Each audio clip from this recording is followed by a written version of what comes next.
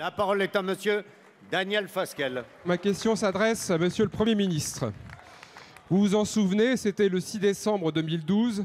Votre ex-ministre du Budget, Jérôme Cahuzac, répondant à une question que je lui adressais, mentait ouvertement, les yeux dans les yeux, à la représentation nationale et aux Français. Depuis, pour tenter de faire oublier ce parjure, vous n'avez plus à la bouche que les mots de transparence, de comportement et de république exemplaire. Sauf qu'avec vous, c'est toujours la même chose. Faites ce que je dis, mais pas ce que je fais. Ainsi, le 24 juillet dernier, je vous interrogeais sur la nomination de Manuel Flamme, 34 ans, directeur de cabinet Cécile Duflot et ami personnel de Michel Sapin, à la tête d'une importante filiale de la Caisse des dépôts et consignations. Réponse, circulez, il n'y a rien à voir. Hier, notre collègue Marie-Christine Dalloz vous interrogeait sur la nomination au comité exécutif de cette même société, la SNI, du fils du ministre de la Défense, Jean-Yves Le Drian. Réponse, circulez, il n'y a rien à voir.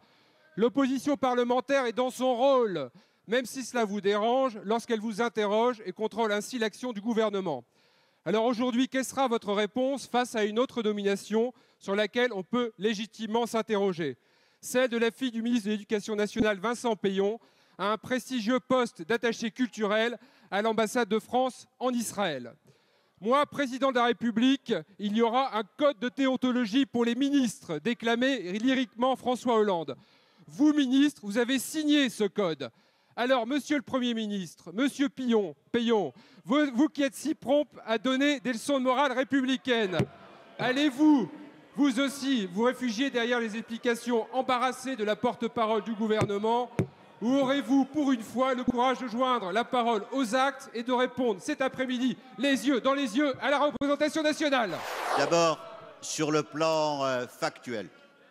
Sur le plan factuel, s'agissant de la situation de M. Le Drian, je répète les informations qui vous ont été données. Il est titulaire d'une école de commerce, à la suite de quoi il a travaillé dans le privé, dans un cabinet d'audit que beaucoup connaissent ici, qui s'appelle le cabinet KPMG, où il a travaillé pendant 6 ans, avant d'être recruté sur un poste qui correspond exactement à la même activité, comme chargé de l'audit et non pas comme directeur, de l'une des 13 filiales de la société SNI. Je répète que l'appréciation que l'on porte, c'est qu'il n'y a strictement aucune interrogation à avoir sur sa formation, son expérience professionnelle et les modalités de son recrutement. S'agissant de la situation de Madame Salomé Peillon, vous auriez pu préciser qu'elle est actuellement en poste en l'ambassade d'Israël dans le cadre d'un volontariat international. Comme vous le savez, le volontariat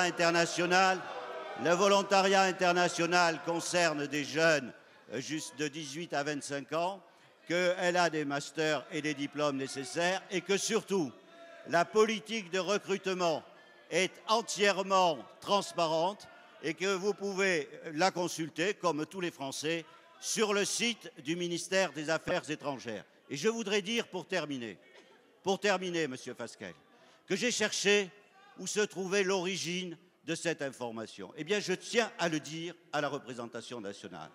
Cette information, elle se trouve sur le site Réconciliation et démocratie de M. Soral, c'est-à-dire de l'un des factieux qui était dans la rue la semaine dernière. C'est là que vous puisez vos informations.